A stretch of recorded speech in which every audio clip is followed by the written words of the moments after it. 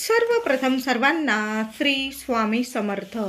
स्वामी महाराजांच्या कृपेने तुमच्या सर्व चांगल्या इच्छा पूर्ण होत ही स्वामींचरणी प्रार्थना करते आणि आजच्या व्हिडिओला सुरुवात करते. उद्या 17 नोव्हेंबर 2025 सोमप्रदोष आलेला आहे. या वर्षातील शेवटचा सोमप्रदोष. सर्व शिवभक्तांनी आपण सर्वांनी मंदिरात जाऊन शिवशंकरांची सेवा करायची आहे. जेव्हा सोमवारी प्रदोष येतो सोमप्रदोष, मंगळवारी आल्याने भौमप्रदोष, शनिवारी आल्याने शनी प्रदोष.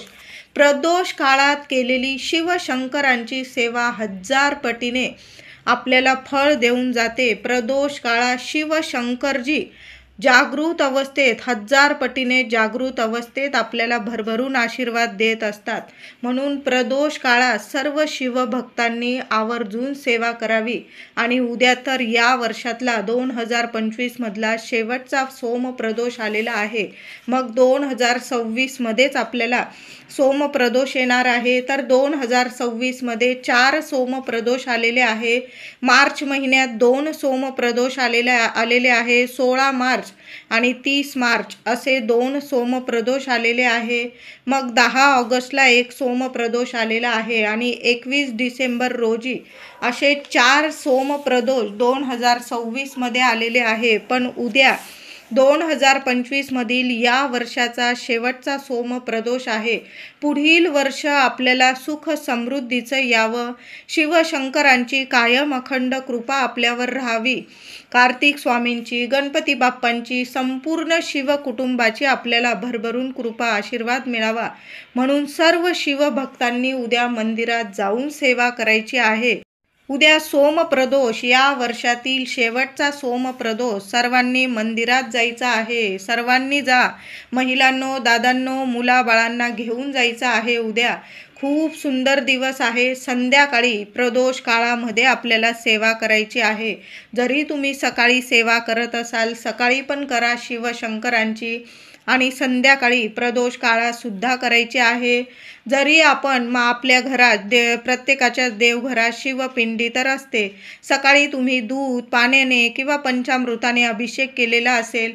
तुम्हाला जर पुन्हा अभिषेक करायचा असेल ना, पुन्हा ताम्हणात शिवपिंडी घ्या. स्वच्छ पाण्याने, दुधाने किंवा पंचामृताने किंवा वेगवेगळ्या फळाच्या रसाने तुम्ही अभिषेक करू शकता. ऊसाच्या रसाने. अशा पद्धतीने वेगवेगळे पदार्थ शिवशंकरांना प्रिय आहे. साधं पाण्याने सुद्धा महादेव खूप प्रसन्न होतात. तर घरातल्या शिवपिंडीवर तुम्ही अशा पद्धतीने साध्या सोप्या पद्धतीने अभिषेक करू शकता. आता तुम्ही सकाळी अभिषेक केलेला आहे, मग संध्याकाळी नाही करत, तुम्ही फक्त कोरडी पूजा करत असाल, करू शकता. पण शिव मंदिरात जाऊन आपल्याला सर्वांना महादेवांची सेवा, अभिषेक करायचा आहे.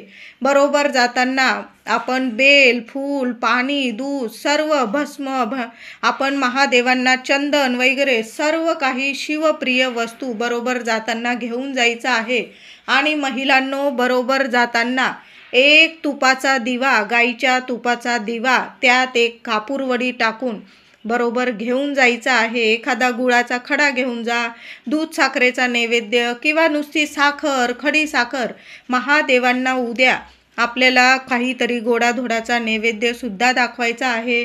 तुम्ही फळं घेऊन जाऊ शकता किंवा नुसती खडी साखर जरी नैवेद्यात ठेवली ना, दूध साखर, खडी साखर. ज्यांचा चंद्र कुंडलीतील चंद्र ग्रह, गुरु ग्रह, शुक्र ग्रह मजबूत नसतील ना, त्यांनी उद्या सोमप्रदोष महादेवांची सेवा करताना महादेवांना खडी साखरेचा नैवेद्य, दूध साखरेचा नैवेद्य असा नैवेद्य जरूर दाखवायचा आहे. मंदिरात जाताना एक दिवा आठवणीने बरोबर घेऊन जा. महिलांनो, दादांनो, बरोबर जरूर घेऊन जा. आणि दिवा तुम्हाला गाईच्या तुपाचा न्यायचा आहे. त्यात एक कापूरवडी, छोटासा कापराचा तुकडा जरूर टाकून न्या. कापूर महादेवांना खूप प्रसन्न करतो आणि प्रदोष काळात आपण गाईच्या तुपाचा दिवा कापूर टाकून जर लावला ना, कितीतरी जन्मांचं दुःख, दारिद्र्य, पितृदोष, ग्रहदोष संपूर्ण नष्ट होतात. मागे कुणी त्रास देत असेल तुम्हाला, शत्रुपीडा असेल तुमच्या पाठीमागे, ते सर्व शत्रू सळो की पळो होतील काही ना काही कारणास्तव. त्या शत्रूंचा नाश होईल अशी ही प्रदोष काळात केलेली सेवा असते. जी व्यक्ती प्रदोष काळात प्रदोष काळात सेवा करते ना, त्या व्यक्तीचं आयुष्य इतकं सुखकर होतं की तुम्हाला काही मागायलाच उरणार नाही. मुलांच्या सर्व अडचणी संपून जातील, तुमचे कामं मार्गी लागतील आणि तुम्हाला सर्व काही योग्य महादेव नक्कीच मिळवून देतील. उद्या शांत मनाने मंदिरात जायचं आहे. मंदिरात गेल्यावर पाण्याने अभिषेक करा, दुधाने करा, पंचामृताने करा किंवा वेगवेगळ्या फळांच्या रसाने तुम्ही अभिषेक करू शकता. पुन्हा स्वच्छ पाण्याने छान असं चंदन किंवा भस्म अर्पण करायचं आहे, लावायचं आहे शिवपिंडीला. बेलपत्र, जेवढी बेलपत्र असतील ना, एक असू दे किंवा जास्तीत जास्त बेलपत्र, किमान एका बेलाच्या पानाला 3 पानांना चंदनाचं बोट लावा किंवा काडीने तुम्ही ओम नमः शिवाय लिहिलेलं असेल, नाही लिहिता आलं तुम्हाला, नुसतं चंदनाचं बोट लावा. आधी महादेवांना चंदन अर्पण करा, नंतर बेलाच्या पानाला चंदन लावा आणि पालथ्या स्वरूपात चिकना भाग महादेवांच्या शिवपिंडीवर आला पाहिजे. अशा पद्धतीने आपल्याला बेल अर्पण करायचं आहे. मुलांकडून सुद्धा बेल अर्पण करून घ्या. फुलं असतील पांढऱ्या रंगाची फुलं अर्पण करून घ्यायची आहे. महिलांनो, दादांनो, उद्या जर तुम्हाला गोकर्णाची फुलं जर मिळाली ना, अजिबात सोडू नका, घेऊन घ्यायची आहे, तोडून घ्या. सकाळी मिळाली, सकाळी आपल्या शिव मंदिरात जाऊन तुम्ही अर्पण केली किंवा घरी शिवपिंडी असेल, अर्पण करा. जेवढी फुलं मिळतील ना उद्या गोकर्णाची, तेवढी अर्पण करा. पांढरी मिळो, निळी मिळो, जांभळी मिळो, तुम्हाला गोकर्णाची फुलं जर मिळाली ना उद्या, महादेवांना आपली इच्छा बोलून ती गोकर्णाची फुलं जरूर अर्पण करा. मग घरात अर्पण करा किंवा तुम्ही मंदिरात जाऊन अर्पण केली, दोन्ही वेळेला अर्पण करता आली गोकर्णाची फुलं तर नक्की अर्पण करा. उद्या तुम्हाला एखादा गोकर्णाचा वेल अंगणात लावायचा असेल तर इतका सुंदर दिवस आहे. कुठल्याही प्रदोष काळात, सोमप्रदोष, सकाळी जरी लावला तुम्ही एखाद्या कुंडीत, एखादी बी लावून दिली, शेंगा मिळतील तुम्हाला. म्हणजे गोकर्णाच्या वेलाला शेंगा येत असतील तुमच्या, तर एखाद्या कुंडीत तुम्ही ती बी रुजवून दिली तर इतका सुंदर वेल येतो. निळी गोकर्ण असू द्या, पांढरी असू द्या, जांभळी असू द्या, कुणी तुम्हाला दिलेली असेल शेंग वगैरे, तर बिया आपल्या कुंडीत उद्या जरूर लावून द्या. खूप सुंदर दिवस आहे. संध्याकाळी 5-5:30 वाजेच्या आत जरी लावलं ना, ऐन संध्याकाळी नका लावू, एकदम सकाळी लावा किंवा 5-5:30 वाजेच्या आत आपल्या कुंडीत गोकर्णाचा वेल जरूर लावा. उद्या आपल्या मुलांकडून सुद्धा गोकर्णाची फुलं महादेवांच्या शिवपिंडीवर घरात किंवा मंदिरात अर्पण जरूर करून घ्या. मुलांकडून सुद्धा अभिषेक करून घ्या, बेल फूल अर्पण करून घ्या आणि महादेवांना गोडाचा नैवेद्य जरूर दाखवायचा आहे. साखरेचा नैवेद्य दाखवा, दूध साखरेचा.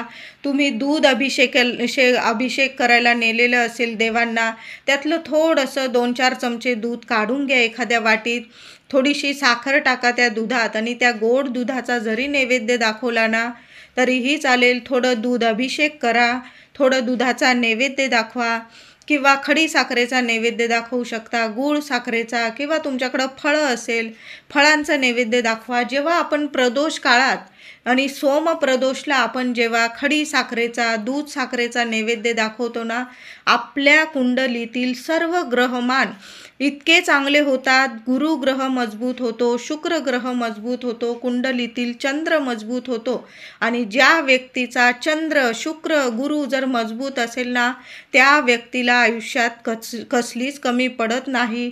त्या व्यक्तीच्या आयुष्यात अखंड लक्ष्मी नांदत असते, सर्व काही सुखांची प्राप्ती होते. म्हणून उद्या दूध साखरेचा, खडी साखरेचा प्रदोष काळामध्ये शिवमंदिरात शिवशंकरांना नैवेद्य जरूर दाखवा.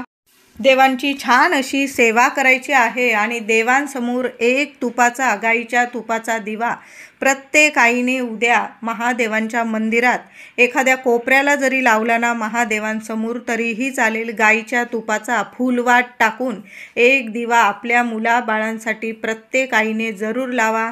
त्या दिव्यामध्ये एक कापराची वडी टाकून द्यायची आहे. तुम्ही घरात जरी दिवा लावाल ना महिलांनो, उद्या थोडा का होईना कापराचा तुकडा आपल्या दिव्यात, मग तेलाच्या दिव्यात टाकू शकता घरात, किंवा तुपाचा दिवा असेल तुमचा देवघरात, त्यात सुद्धा एक कापराचा तुकडा टाका आणि सोम प्रदोष उद्या प्रदोष काळात शिव मंदिरात जाऊन सुद्धा एक गाईच्या तुपाचा दिवा जरूर लावायचा आहे आणि त्यात बारीकसा कापराचा भीमसेन कापूर असेल अतिशय उत्तम, नसेल साधा कापूर असेल बारीकशी वडी जरी टाकून दिली ना, बघा त्या सुगंधाने सुद्धा महादेव प्रसन्न होतील. गाईच्या तुपाचा वास, कापराचा वास महादेवांना इतकं प्रसन्न करतो की तुम्हाला काही मागायलाच उरणार नाही. महादेव आहे, तुमची झोळी इतकी भरभरून देतील की मुलाबाळांचं एका रात्रीमध्ये आयुष्याचं कल्याण होईल, सोनं होईल. तुम्ही जे मागाल ना, महादेव आहे, भोलेनाथ आहे, तुमची सर्व पीडा दूर करतील आणि तुमच्या आयुष्यात इतकं सुख समृद्धी मिळवून देतील. सर्व शत्रू असतील ते नाश पावतील.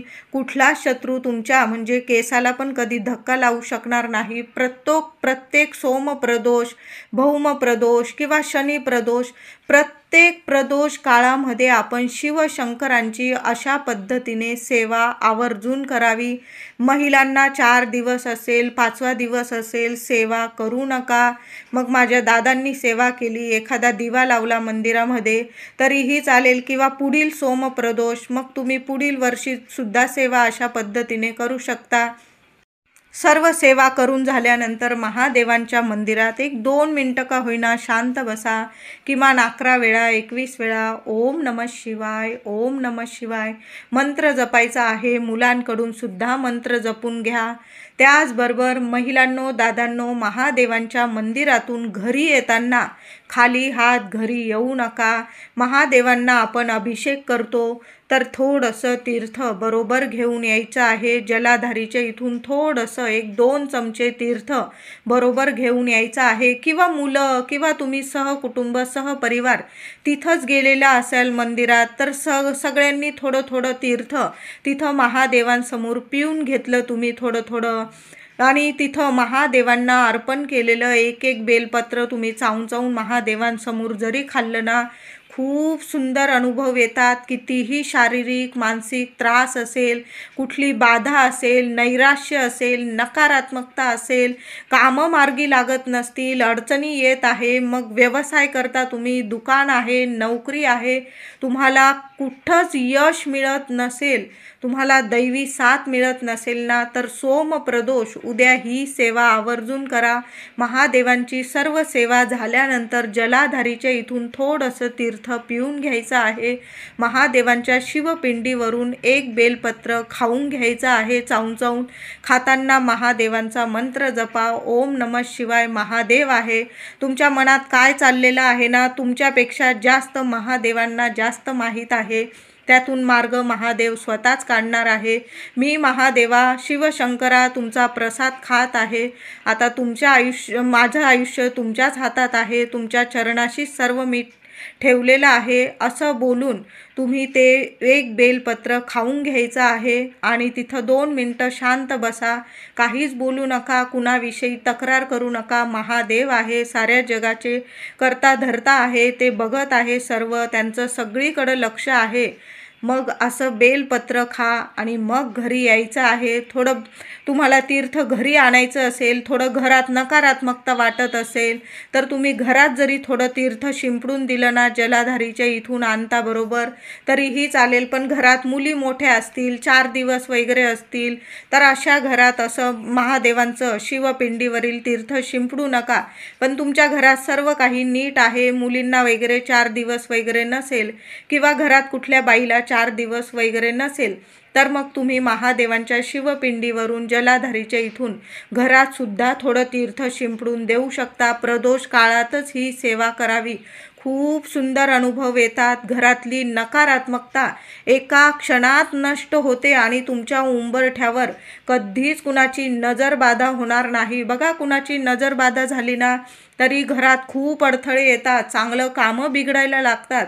मग अशा वेळी प्रत्येक प्रदोष काळामध्ये महादेवांची सेवा करावी आणि घरात जर सर्व काही नीट असेल ना तर महादेवांच्या शिवपिंडीवरून थोडं तीर्थ जलाधारीच्या इथून घरी घेऊन यावं. स्वतः थोडं तीर्थ प्यावं सर्वांनी आणि थोडं घरात जरी शिंपडून दिलं ना तरीही चालेल. फक्त कुणाला 4 दिवस वगैरे लागबिलग झालेली नसेल असं बघूनच आपल्याला घरात महादेवांची सेवा करतो, तर या गोष्टी थोड्याशा पाळाव्याच लागतात. काही नियमांचं पालन करून जर महादेवांची सेवा केली ना, तर 1000 पटीने फळ देऊनच जाते आणि